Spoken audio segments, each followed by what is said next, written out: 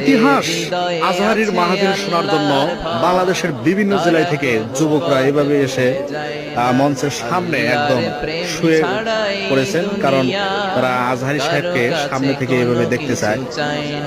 আপনারা দেখছেন যে ওটা হচ্ছে মঞ্চ, আর এখানে যুবকরা কিন্তু তারা এখানে আগেই জায়গা দখল করে নিয়েছেন।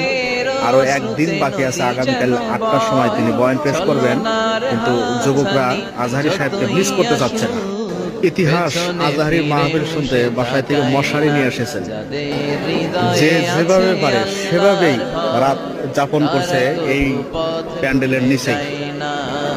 এই হচ্ছে আজহারীর জন্য মঞ্চ তৈরি করা হয়েছে, শত শত মিডিয়া উপস্থিত এবং বাংলাদেশের বিভিন্ন জেলায় থেকে সব কিন্তু বেড খাতা বেঁধেই তাবলিগের মতন কিন্তু ছুটে এসেছেন ডক্টর মিজানুর রহমান আজহারী মাহফিল শোনার জন্য।